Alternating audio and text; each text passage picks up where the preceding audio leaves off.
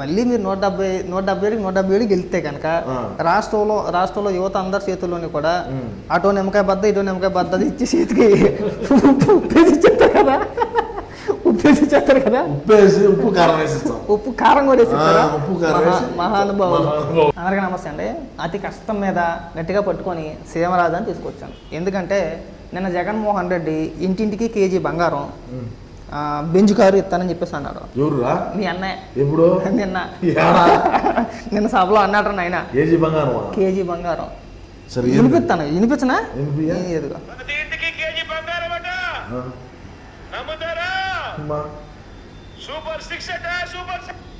కాదు మందులు ఇట్లా ఇట్లా తెచ్చుకుంటున్నాడా? ఎంజీ కూడా ఎక్కువ. ఇంతకుముందు 7 mg టాబ్లెట్ వాడేవాడు, ఇప్పుడు అది పని 10 mg వాడుతున్నాడు. అయినా కూడా అది కాదురా, మందులు డోస్ సరిపోవట్లా. ఎందుకంటే బాగా ఆక్సిజన్ చెప్తాను గుర్తుపెట్టుకో. ఆల్కహాల్ రోజు తగ్గోడికి ఎంత తగినాకనే అట్టాగే మీ అన్నకు కూడా డోస్ పని చేయట్లా, ఆ డోసు పని చేయట్లా. అంతర్జాతీయ ప్రధాన కార్యదర్శిగా చిన్న సలహా ఇవ్వు. ఏం సలహా ఇచ్చానంటే మొన్న 7 mg వాడుతా ఉన్నాడు, ఇప్పుడు 10 mgకి వచ్చినాడు. ఆ 10 mg కూడా సరిపోట్లా. 13 mg ఉండాలి, 20 mg ఉండాలి డైరెక్ట్ గా. 20 అయితే ఇంకేం లేదు. ఇప్పటికే అంటున్నాడు కదా అంటాడు, మళ్ళీ అసలే ఉండదు. 20 mg గా నేస్తే గనక ప్రేమిస్తే సినిమాలో భరత్ అంటాడు కదా, అట్ట అనుకోవాలా. అందుకని చెప్పి నేను అన్నకి ఏం చెప్తున్నానంటే, ఇట్లాంటి మాటలు మాట్లాడేటప్పుడు నా జగనన్న, మనకి ఎంత ఉండేది అందరికీ తెలుసు. రాష్ట్రంలో ఉండే ఓటర్ని అందరినీ కూడా మనం ఏ విధంగా మన దగ్గర ఉండే చిల్లరలతో ప్రభావితం చేసేది అందరికీ తెలుసు. నువ్వేం కొత్తగా ఏమి ఈరోజు చెప్పాలి. బెంచ్ కారు యాటి నుంచి వచ్చినాయి లెక్కలు. ఇది యాకి సత్తా ఉంటే మనం గవర్నమెంట్ జీతాలు ఇచ్చాము, మేము కరెక్ట్గా గవర్నమెంట్ ఉద్యోగం. అదే అంటున్నాను, చెప్పేది అదే కదా. అధికారంలో అవతాతలు పింఛన్ అయిపోతుంది. 29 మంది వచ్చిపోయారు అని చెప్పి చంద్రబాబు నాయుడు మీద వచ్చి ఆ కెమెరాలు ఎత్తుకొని పోయి ఆ మంచాలలో తీసేటప్పుడు ఆ షూటింగ్ చేసి నేనేం చిన్న పనులు చేశానా? చాలా చేసావు. నేను అదే అంటున్నా, ఇప్పుడు ఏదైనా ఒక మాట మాట్లాడితే నమ్మేలా ఉండాలి. ఇప్పుడు వెనకటికో సామెత ఉంది, చేప గాల్లోకి ఎగిరి గద్దనేసింది, అలాగే ఆ సామెత ఉంది. మాకు తెలుసులే. అలాగేంటంటే ఒక విమర్శ చేసేటప్పుడు ఒక మాట చెప్పేటప్పుడు అన్నా కానీ కూర్చున్న వాళ్ళు నమ్మేటట్టు ఉండాలి. ఏ ముఖ్యం వెళ్ళిపోతారు కదా. చెప్పినారా స్వామి నేను రాయిచ్చేవాడికి ఇట్లా డౌలే సలహాలు ఇట్లా లంగాలో మాటలు మాట్లాడొద్దురా, ఆయన ఈ మాట మాట్లాడితే అట్టని కూడా ఆలోచన కూడా చేయడు. కింద పేపర్ ఉండిందా దీని ఎక్క అది కూడా మా బతుకు ఏంటంటే నాకు అర్థం కాదు దేనికా పేపర్ అది రాయిచ్చారు మా వాడు. అది రాసిచ్చేది కాదు స్వామి, 2-3 రోజుల నుంచి మళ్ళా అది ప్రాక్టీస్ చేయాలా. ప్రాక్టీస్ చేసి ఆ తర్వాత మళ్ళా స్క్రిప్ట్ కూడా 2-3 రోజులు చదువుకో, నిద్రపోయేటప్పుడు కూడా పక్కలో పెట్టుకుంటాడు, ఎప్పుడు మెలకు వచ్చేప్పుడు చూసుకుంటాడు మళ్ళా అన్న. లేదంటే అసలు దరిద్రం కదా. అది కూడా ఆ చూసి చదివేదన్నా సరిగా చదువుతాడంటే ఉగా శుభాకాంక్షలు అంటే ఉగా చూశాను. మళ్ళేందో నామ సంవత్సరం అంటే కృత్రిమ ఏందంటే ఏందో కుర్తా అంటాడు. కాదు నేను ఎందుకన్నా మా బతికేది.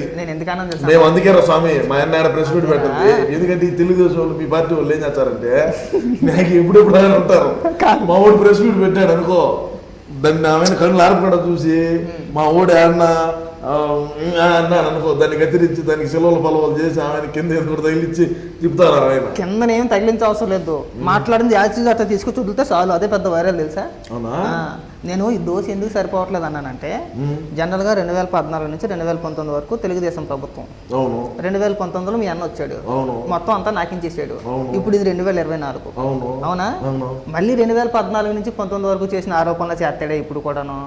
ఈ 5 ఏళ్ళు ముఖ్యమంత్రిగా చేశాడు కదా. ఇప్పుడు అట్టగా చెప్పి క్వశ్చన్ ఇంకా అవలా, క్వశ్చన్ పూర్తి చేయండి. నువ్వు ఇప్పుడు ఏదైతే తెలుగుదేశం మేనిఫెస్టో పట్టుకుని విమర్శలు చేస్తున్నావో, ఏ విమర్శలో 2019 ఎన్నికల్లో కూడా చేశాడు. ప్రజలు నమ్మారు, భారీ మెజార్టీ మీకు ఇచ్చారు కదా. మరి నువ్వు విమర్శ చేసేటప్పుడు ఈ 2019 నుంచి 24 దాకా మీరు ఏం పీకేరో చెప్పుకొని చెయ్యాలి కదా. మళ్ళీ 2014కి వెళ్ళిపోయారా? నేను చెప్పేది ఏంటి, 2014లో ఏం వాగ్దానాలు అయితే చేశాడో, ఏదైతే అప్పుడు అధికారంలో ఉన్నటువంటి తెలుగుదేశం మీద ఏ విధంగా అయితే విమర్శలు చేసినాడో, యాజ్ తీసి మళ్ళా తీస్తున్నాడు. ప్రజలు నమ్ముతారులే గొర్రెలు కదా అని ఉంటాడు. మీరు చేసింది చెప్పుకోరా? మేమేం చేసింది ఎంత బొక్క ఏం చేసామా? చేసింది ఏం లేదనే కదా. ఏం చేసావురా? నిజంగా వాస్తవాలు మాట్లాడుకోవాలా. అరే మనం ఏదున్నా కూడా నేను కరెక్ట్గా మాట్లాడేటువంటి మనిషిని. నువ్వు కరెక్ట్గా మాట్లాడతామని నేను పిలుచుకొచ్చాను. నేను అదే చెప్పేది, ఉన్నది ఉన్నట్టు మాట్లాడతాము. మేము ఏం పేరు కట్టలు కట్టినామన్నాడా? ఒక మంచి పేరు తీసుకొచ్చా చెప్పనా? మంత్రులు అంటే వాళ్ళకి బూతులు మాట్లాడితేనే మంత్రులు అవుతారు అని బూతులు అంటారు. మేము నాడు వేద మంత్రాలు అంటాం. అంటే తెలుగు ఉచ్చారణ ఏ విధంగా మాట్లాడతారు అసలు పండితులు కూడా ఆలోచన చేస్తారు. బా ఏమిరా వీళ్ళు ఈ మాత్రం మాట్లాడుతున్నారు, వీళ్ళ దగ్గర మనం నేర్చుకోవాలని అని చెప్పి కూడా ఆలోచన చేస్తారు. అంటే బూతులు వస్తే సరిపోతుంది మీ పార్టీలో. బూతులు రావాలా, మర్డర్లు చేయాలా, ఎర్రచందనం అక్రమ రవాణా చేయాలా, గంజాయి తోలాలా, ఇసుక తోలాలా, మైనింగ్ చేయాలా, పీడీ యాక్ట్ ఉండి కొన్ని నెలల పాటు సబ్ జైల్లో ఉండాలా. ఇటువంటి వాళ్ళకి మాత్రమే మా పార్టీలో అవకాశం ఉంటుంది, ప్రాధాన్యత ఉంటుంది, టికెట్లు ఉంటాయి, ఎమ్మెల్యేలు అవుతారు, ఎంపీలు అవుతారు, జెడ్పీటీసీలు అవుతారు, ఎమ్మెల్సీలు అవుతారు. ఎమ్మెల్సీ అనంతబాబు ఉన్నాడు, సబ్మిట్ డోర్ డెలివరీ చేశారు. వాడిని సస్పెండ్ చేయొచ్చు కదా, చేయము. ఎందుకంటే మాకు కావాల్సింది అటువంటి వాళ్ళే. మా పార్టీలో ప్రాధాన్యత కూడా ఎక్కువ వాళ్ళకే ఉంటుంది. మాటలు చేసే వాళ్ళు, మటర్లు, మానభంగాలు, ఆడవాళ్ళు పోతా ఉంటే చీరలు లాగాల, అట్లా ఆ విధంగా ఉంటేనే మేము వాళ్ళని లైక్ చేస్తాం. కానీ దరిద్రం ఏంటంటే ఒక్క మంత్రి ఆయా శాఖలకు సంబంధించి మాట్లాడరు. తెలియచ్చే కదా. ముందు ముఖ్యమంత్రి ప్రెస్ మీట్ పెట్టడం, అయినా సరే మీరు కండువాలు వేసుకుని ప్రచారం చేస్తూ ఉంటదే చూడటానికి చాలా అసహ్యం అవుతుంది. అసహ్యం అంటే మరి మీకు కానీ ఆ మాత్రం తెలివి ఉండదా మీకు? ఎందుకు ఉండదా? ఎందుకని? ఇప్పుడు పక్క రాష్ట్ర మంత్రులు ఉన్నారు అనుకో, ఆయా శాఖలకు సంబంధించి ప్రెస్ మీట్ పెట్టి ప్రజలకు దానివల్ల ఒరిగింది ఏంటి, పీకింది ఏంటి అని చెప్పి వివరించే ప్రయత్నం చేస్తాం. మేము చేసింది ఏమన్నదండి, ఏం చెప్పుకునేమో బాబాయ్ మటర్ చెప్పామా, లేదంటే కోట్ల రూపాయలు అవినీతి చేసామని చెప్పామా, సచివాలయం తాకట్టు పెట్టామనేమా, 3 రాజధానులు కడుతున్నామని చెప్పి ఏమి చెప్పామో, ఏమి చెప్పాలి బాధ్యత ఉంది, మంత్రులకు ఉంది కదా. ఆ మంత్రులకు తెలిసే కదా. అంటే నిజానికి వాళ్ళందరినీ తీసుకొచ్చి మంత్రులుగా కూర్చోబెట్టి వాళ్ళందరినీ తెచ్చేది సరిపోయింది పో. మరి ఆ గోరంట్ల మాధవ్ గారిని కూడా తీసుకొచ్చి ఏదో నామినేట్ పదవిలో కూర్చోబెట్టుకుని అన్న పక్కన కూర్చోబెట్టుకుంటే అయిపోయేదిగా. అన్నకి ఆడ బదులు చూపిస్తాడు, అది బాధ.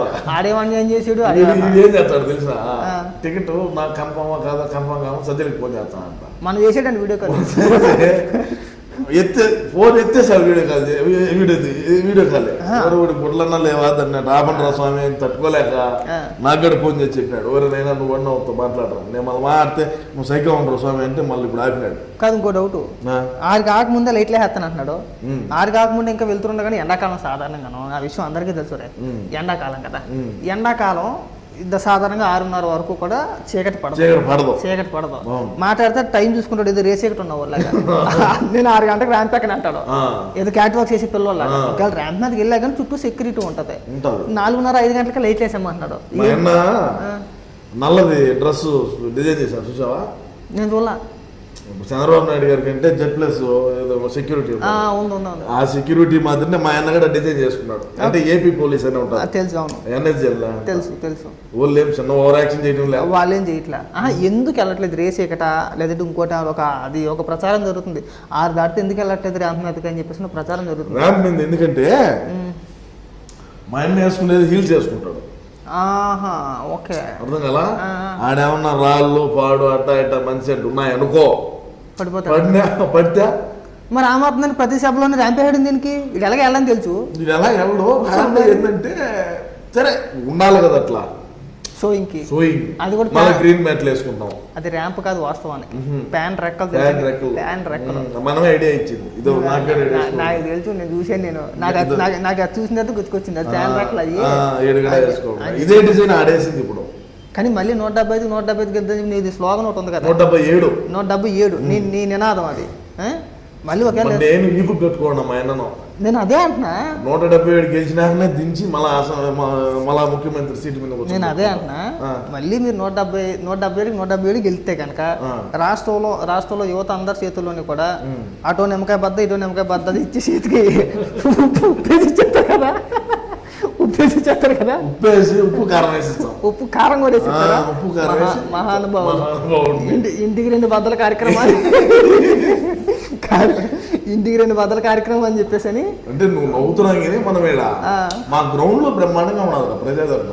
ఏడున్నది 500 రూపాయలు లెక్కించి ఒక క్వార్టర్ ఇచ్చి ఆయన మనసులు పెట్టి స్కూల్ బస్సులు, ఆర్టీసీ బస్సులు, వ్యాన్లు అన్ని స్కూల్ ఒరే నీకు గమ్మత్ తెలిసిన చెప్పు వాడు చెప్పు. యాడైనా మీటింగ్ జరిగితే ఆ. ఆ స్కూల్లో అన్ని పని చేయించాలి. సీట్లు ఎందుకు నరికేస్తారు అర్థం కావట్లా. మా వాడు హెలికాప్టర్లో పోతాం. ఇప్పుడు రాజశేఖర్ రెడ్డి ఎట్ట జరిగినారా ఎట్ట జరిగినాడు హెలికాప్టర్ పెద్ద ఆయన అవును హెలికాప్టర్ కూలిపోయింది, షట్లు నడిమధ్యలో పడినాడు. అవును. ఒకవేళ అట్లాంటి ప్రమాదం ఏమన్నా వచ్చాదేమో అని ముందుగా గ్రహించి ముందు జాగ్రత్తతో 100 సంవత్సరాలు వయసు ఉన్నటువంటి చెట్లను కూడా నేలమట్టం చేసి, అంటే ఒకవేళ పైనుంచి హెలికాప్టర్ ఏదన్నా ఇదైనా కూడా ల్యాండ్ అవుతుంది కదా కరెక్ట్గా. చెట్లు ఉంటే చెట్లలో రెక్కలు రెక్కలు దగ్గర వెళ్ళిపోతాం. హెలీప్యాడ్ 1 కిలోమీటర్ 2 కిలోమీటర్ల దూరంలో ఉంటుంది. 2 కిలోమీటర్ల చుట్టుపక్కల మొత్తం చెట్లు నరికేస్తున్నారు. ఆ హెలికాప్టర్ టైర్లు ఉండవు రోడ్డు మీద వెళ్తానికి. అప్పుడు రోడ్డు మీద వెళ్తున్నారు, రెక్కలు దిగుతుంది అంతే, కింద నుంచి వెళ్తారు. స్టాండ్ ఉంటారు దిగుతుంది. ఎంతమంది దిగిపోద్దా? ఒకవేళ అట్ట కాదు పోయి ఒకవేళ ఏదన్నా ఇబ్బంది జరుగుతుంది, మోటార్ గీటరు గాలి మోటార్ పాడు ఏదన్నా పెట్రోల్ అయిపోయి ఎట్లా జరుగుతుంది, సంథింగ్ జరిగింది అనుకో, అప్పుడు మా అన్న పోవాలనేనా. అందుకోసం అని చెప్పి ఆ సెట్లు ఉంటే సెట్లు తగులుకొని హెలికాప్టర్ పేలిపోయే ప్రమాదం ఉంటుంది.